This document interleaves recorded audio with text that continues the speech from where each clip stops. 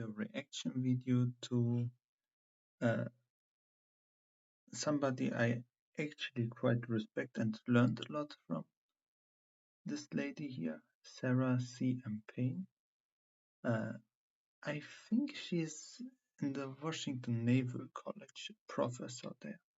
So, yeah, I have minor disagreements with her about this topic, what China's grand strategy is. I will make it a bit faster. So time, we assume that their grand strategy or long-term you can vision follow was it to then basically better. exist within those norms, accept them, and use them to get as wealthy as possible. I would say that that was widely accepted for quite a long time. But today, when you look at China, you could make a good argument that that might no longer be their main priority anymore. So, in your view, what is, if we're talking about grand strategy, what is that in case of China? And doesn't China's grand strategy, as it looks now, is it directly contradicting with that of the United States? Okay, so again, I'm going to back up with some basic information, or what I believe to be useful information. So when Deng Xiaoping comes in, his reforms and strengthening the Communist Party rule run on parallel. So if you allow peasants to be more productive, that makes the country wealthier, and that's wonderful. And so that goes, and then it also applies to private businesses and things. But then you fast forward 20 years or so, and then you've got a much better educated population in China. You have really developed large multinational corporations, or corporations with global reach in China.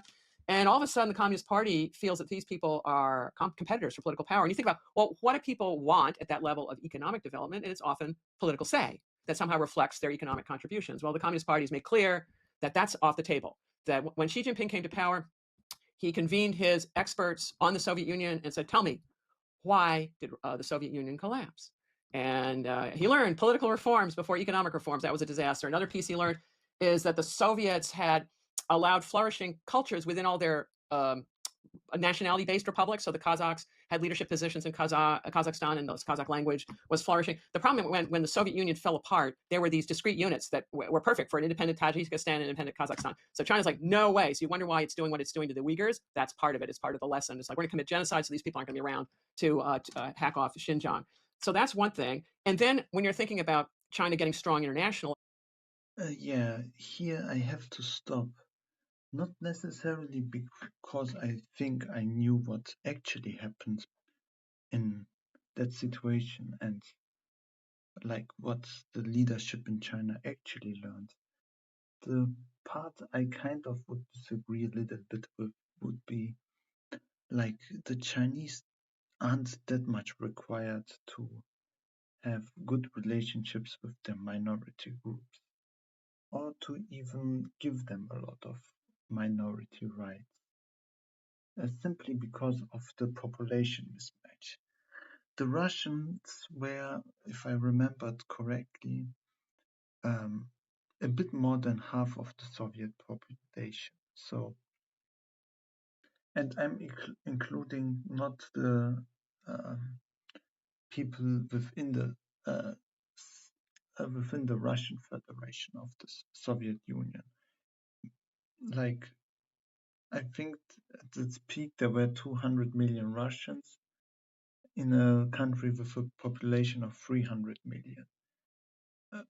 Or rather, there were 200 million citizens of the Russian SSR, of the Russian Socialist Republic. While in China, if I remembered correctly, the Han ethnicity is more than 75% of the entire country. While in Russia, the Russian ethnicity perhaps is a bit more than half of the country, or around 60%. In the Soviet Union, it was the case at least. Yeah, so different countries need different strategies to deal with internal dissent, and the Soviet Union, to some extent, couldn't have just suppressed all of its ethnic minorities. They needed to do that from time to time. They needed to do it depending on dissent from the ethnic minorities. There was this entire case where they shipped a lot of people from, I forgot which Republic of Russia. I think it was uh, Dagestan. Like they just shipped them to Kazakhstan in order to control them better over the other side of the Union, of the Soviet Union. So that would be just a short remark to that. But yeah, I have no information about that, what she says here. Deng Xiaoping absolutely did open to the world and all of this commerce, and it ran on parallel. Um, but what Xi Jinping's ultimate goal was, that we don't know. But you can see for many years just cooperating within the international system. And then you also said that, well, the West assumed the Chinese would always cooperate. And the same assumption applies to German assumptions about buying gas from Russians. It's like, hey, they're making lots of money. Why on earth? And this is actually one of the beauties of the rules-based order is if you just join the party, well, welcome you in. You will make money. Your alternatives to this, no one's come up with a better one. Yeah, here she's right in a way. Like the West thought, especially the Germans thought the Russians would always cooperate. But in truth, in a way, like the audacity of the Russians was they thought they can start a war and continue cooperating. And that was the big mistake, I think. And it wasn't that they stopped or didn't want to cooperate anymore. They just assumed they could do both. And I think that was their major mistake. But that's my interpretation of it. One. And by the way, if you do come up with a better one, we'll probably adjust our own system to incorporate your best practices. I mean, that's what the world-based order isn't what the United States tells people what to do. Give me a break. Why would anyone? People do their own thing. It's what we as human beings on this planet agree to do. The treaties that we agree to sign on to with whatever provisos there are. So that is all background. Now for China. Yeah, she's right on that point. And I think the real US influence is to some extent they can send their economists to a country like Haiti, and then they can convince the local government to end the trade barriers, and then suddenly Haiti is flooded with United States produced rice and their economy collapses. Like in that sense, they can kind of push and nudge smaller countries around. But they certainly can't do that with Russia, and they also certainly can't do that with China or India even. Like even with countries like Germany and Japan, it gets a bit difficult, especially nowadays, I think. Oh, one more piece. What's Western civilization? Like, who are we? And then when we establish that, we can look at who are they. If my read of Western civilization is it's based on three pillars: Greek analytical thinking. This law of identity is one of them, right? Things have to, and the other one, law of non-contradiction, can't have mutually exclusive things going on. Another one's Roman law, all of these laws and the institutions to enforce them. It's not about personal rule, even though the West has had plenty of that. And then Christian values, whether or not you're Christian. And the key one is that the individual counts, that the individual has a soul, and that thing comes, the soul precedes governments. So if you add those three things together, I think that's core Western civilization. And there are loads of people in the world who know much more about it than I do, maybe have better kind of counter arguments. Okay, what's Chinese? Here I might also disagree a little bit. I don't disagree with what she says is the core of Western civilization. I would probably just also include stuff like Hollywood, concepts of romantic love, and perhaps human rights, the Declaration of Human Rights by the French, and yeah, for example, also stuff like freedom of speech. But also, I wouldn't say that those ideas on their own are so weak that they can't spread. So I don't think they are anymore Western ideas. So I think to some extent they are also Japanese and South Korean ideas, but perhaps to a lesser extent, especially the part with Christianity and everybody having a soul. I think to some extent even those ideas, like that everybody has a soul, get weaker in the West because of Westerners not anymore believing in religion, with the United States being kind of an exception in that group. So, and they are also in a way African values at this point, because those ideas spread over time. So yeah, that's my opinion. Civilization. I think the Chinese put a primacy on avoiding chaos. If you think of the wars that have afflicted that place over thousands of years, Chinese have been raising and arming armies denominated in hundreds of thousands of people for thousands of years. The West does not do this on a regular basis, as far as I understand, until the Napoleonic Wars. But Chinese have been butchering each other for a long, long time. And so generations of Chinese understand that the chaos of warfare is to be avoided. So what's the ideal? It's tianxia. It's all under heaven. That's the name, one of the names for China. It's when you unite all under heaven, then it's a theoretical state, and that is when you have peace and order and prosperity. So then, if there are different values on the West, we talk about rights. In Chinese civilization, which is based on the Han ethnic group, that form the preponderance of China's population, people have obligations. It's not rights; it's obligations. What you owe different groups. Whereas the individual is the primary unit of society in the West, and China it's groups. These have different implications. Governments and structures of authority in China have always been top down, right? Confucianism, top down. Communists, top down. Now the communists have set up some pretty. Yeah, like here I also kind of disagree. And my major point of disagreement is that this used to be probably true like 200, 300 years ago, that everything was top down and that Confucianism meant everything. But I think to remember that communists and Confucianists in the beginning didn't get really along with each other, both kind of scholars, and that over time the Chinese government tended to accept it more and like incorporate it more, which is understandable as it has some useful ideas. And my understanding is also that probably there are like 4 or 5 major groups of ideas in China.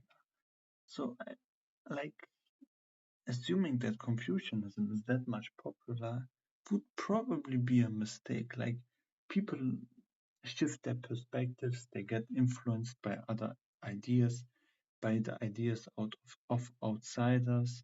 I mean, communism is the idea of German, after all. So I think it at least seems to me more likely that China probably doesn't work that way anymore. And I'm not saying that because I have been to China, I know China very well. It's the reason is rather that I interacted with a lot of them. And I do think that they are more individualistic than we give them credit for. And like the main ideas there are Buddhism, Taoism, this Mo teachings of Mozart, and Confucianism. And then they have a whole bunch of Western ideas. The legal system is more or less based on Western ideas. So it's not like without some resemblance of rule of law, they wouldn't have been able to attract any investors. Like there is some kind of accountability in their system, and I think people oversee it a bit. Like I don't know exactly to what extent it goes, but I do think there is definitely some kind of accountability. Like that you can see, for example, in how they regulate stuff like inflation. how they like laws are strict and they tend to be respected there. And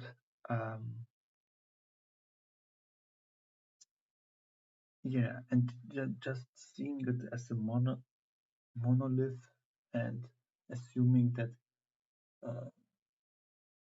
like people are still thinking the same way they thought 100 years ago goes a little bit too far, and I probably don't buy it. Like a lot of the leadership had children that studied abroad. A lot of the leadership themselves have seen how things run abroad. So I I assume they are probably more open to Western ideas than we give them credit for. I mean, after all, capitalism was a Western idea and they adopted it quite well. Robust party institutions and administrative institutions, but unlike the West, which cements its institutions with laws, you can go open the law book, see what law applies. You disagree, you go to court, someone adjudicates, it's imperfect. You have to get over the imperfections, you have a succession of appeals courts, and you hope that the totality of it all will lead to a just outcome. China, there's something different. It's called guanxi. Guanxi are relations, human relations. Well, we've all got those. It's just more so in China. It's the way I think of a Guanxi network, it's like an inverse family tree. So you have the original ancestor, their siblings, and their siblings, and their siblings, and their siblings go all the way down. So that this person at the top runs this Guanxi network. So this person at the top says deploy to these two people, and they deploy all the way down. You aren't even sure how the bottom of that Guanxi network is deploying. But I believe that this is fundamental how Chinese institutions run. And so when you look at Xi Jinping, he's got quite a Guanxi network attached to him. And it's a different way of gluing together the world.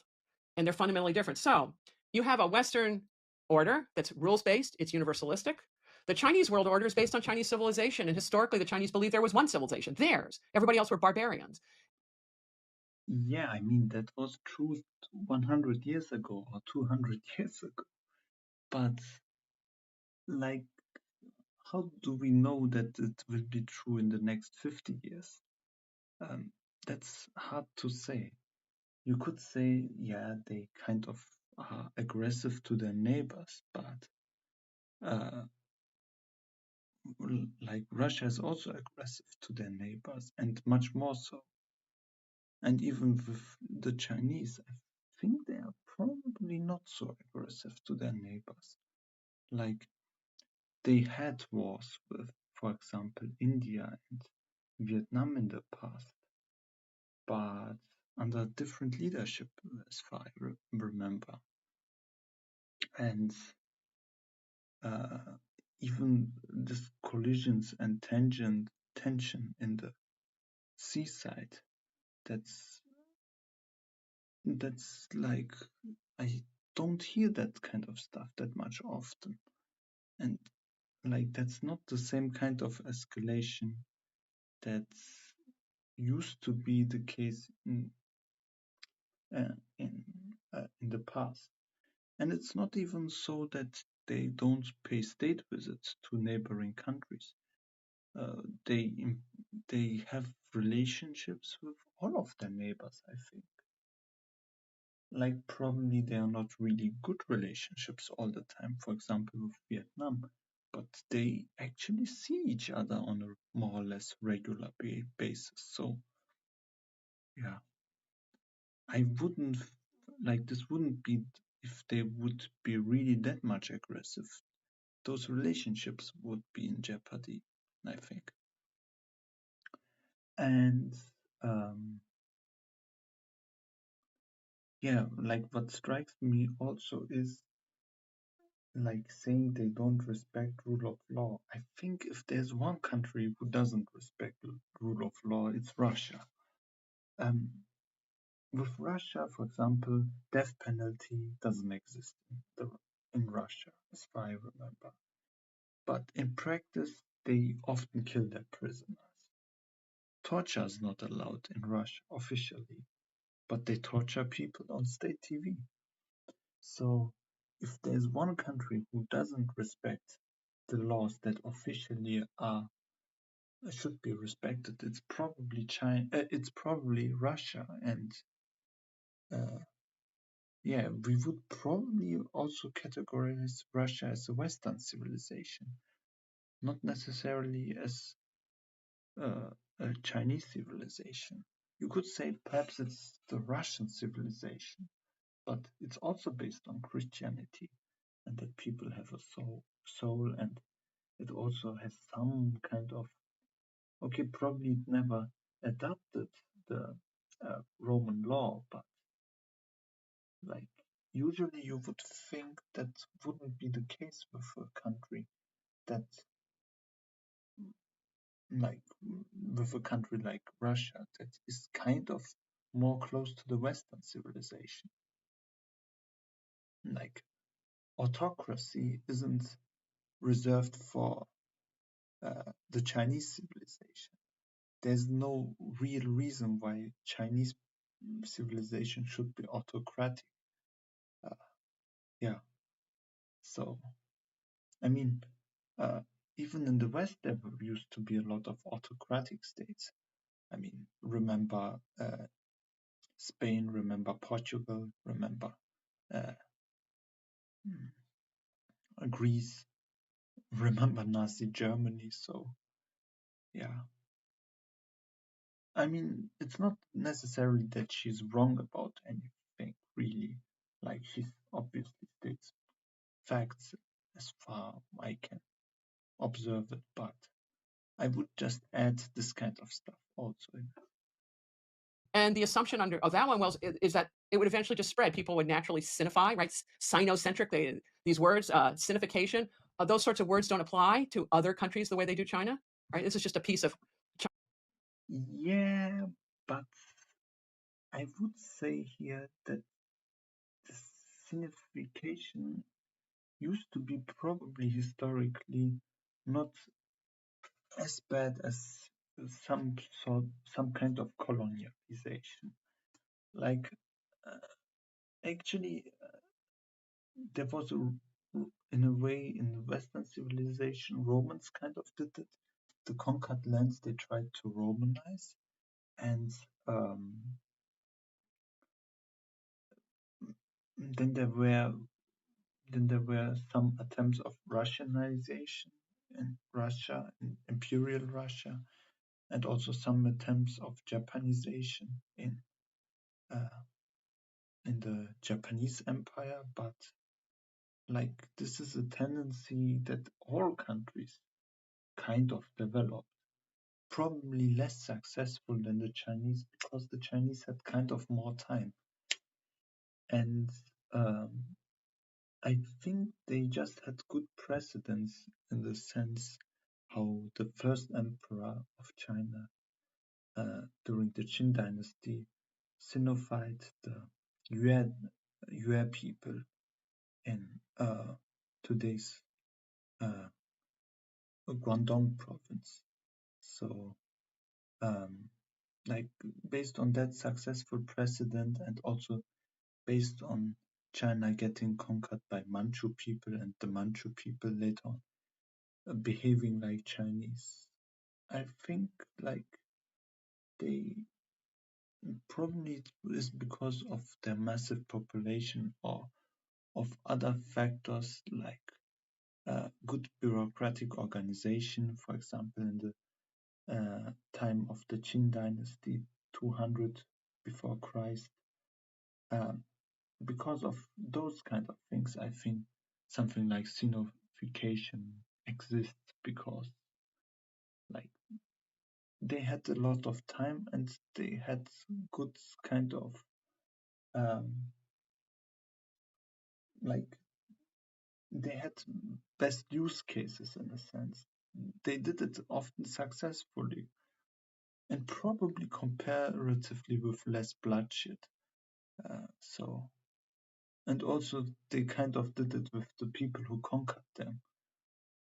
So, yeah, I don't think this is like something they would still do necessarily. Like the future is still open. I don't think mm, there's a determinism, like there's anything deterministic that they would repeat that kind of process.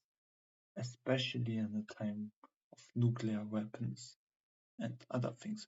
What they very well could do, however, is probably producing better movies over time, or producing some kind of cultural ideas that spread the same way as the Americans did with Hollywood and YouTube and generally technology, Instagram. Like in popular culture, America is a superpower and probably the biggest superpower there ever existed. And they could go that route too in order to cinefy the world. But yeah, like that's very benevolent kind of cinification. As with the Americans, it was a very benevolent kind of Americanization. So yeah, like everybody likes to eat at McDonald's, and that's something nice, and probably they do it with their food too, and we can enjoy more Chinese food in the West and in other places. Chinese culture, and that's the natural order of things, is China at the center. So for in the mid 19th century, when the Westerners came and they defeated China on China's territory, what a gross embarrassment! And then the Japanese doubled down on all of that. For Chinese today, it's the great moment to return Asia to normalcy and the world to normalcy, which is China at the center. And it's also that, like the Russians, it's this continental view that if I own a lot of territory, that makes me important. The more I have, the better. And then they treat the seas like territory because they're going to have more seas, the better. Whereas in the maritime order, seas are the network that connects everybody. It's freedom of navigation. What good does a sea do you if you can't get within 500 miles of someone's coastline? You can't deliver anything or pick anything up. So they're antithetical world orders. The Chinese historically deal only bilaterally with people. They still do. What's China's massive alliance system? It doesn't. And it treats smaller. It says these things routinely. It treats smaller powers as inferiors, which means just about everybody on the planet is smaller, so everyone's an inferior, and they're going to go boss people around.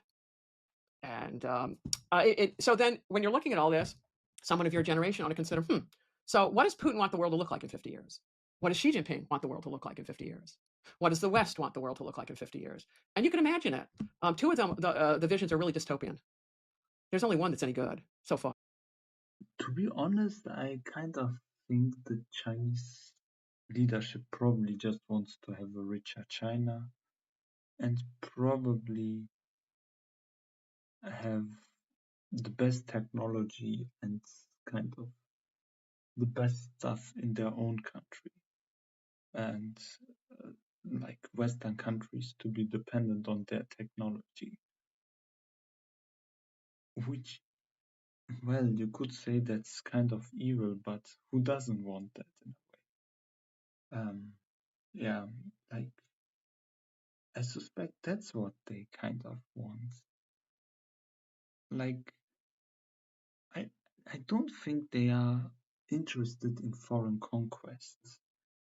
And like ancient China didn't do so much foreign conquests. The Qin dynasty was very in the mode of conquering, and the Qing dynasty, the last dynasty, did that too. But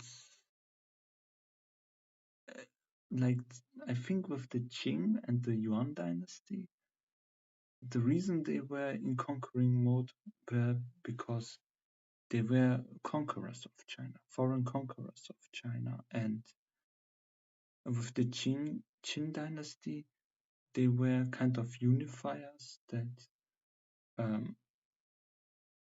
were kind of very militaristic. So yeah, but with, for example, the Han dynasty um, and the Ming dynasty, they were not that much expansionist, I think. So, and also like those were very different times. I mean, the United Kingdom used to be very threatening too, but like people kind of civilized. They got more peaceful. I remember hearing a statistic that at 1.1% or more even of every dying person was murdered. But like that's not the case anymore. The world became more peaceful, and like in a world with nuclear weapons, it's very difficult to bully other countries around. They will just build nuclear weapons and then it's on you. So I think probably I'm more sympathetic to them. And like, I think you have to see things in context. Like, we can't assume they would do just the same things that they did 100 years ago or even 50 years ago. Like, those times are over, and it's good that those times are kind of over. Like, I only see a realistic chance that they will invade Taiwan, but I also wouldn't know why they should do it now. Like, in 20 years, they will have a bigger economy to do that. So, like, also, like, peaceful reunification is kind of still an option, I think. Like, but time will show. Till someone comes up with something better. And it clearly isn't Xi Jinping, who's been tanking his growth rates through his domestic repression. So what did I miss in your question? If you're enjoying this podcast, chances are that you Like also the last comment that he's tanking his growth rates. I mean, really, at 5% growth rates, that's not a tanked growth rate, I think. I would say more openness is perhaps good for China, but probably there's some fear in the leadership. Like, I don't think they believe that, like, free speech and technocratic, non-democratic rule can exist or coexist. And also, like, he kind of is probably very pro-technology, pro-investment, probably a bit more too much supply side economy, but I don't think he has such a bad track record, especially with economic growth. Of course, like what is kind of visible from outside is that probably growth became not anymore the top priority, though it's still very much on the top, but other things became top priority, perhaps, like they try to do more distribution and that kind of stuff. But like, this guy is for 10 years on the top of the CCP, and I don't think he did such a stark change in terms of what their predecessors made. Yeah, so that's my perspective. So I still respect Professor Paine a lot, and yeah. However, I kind of disagree here and there with her, I think.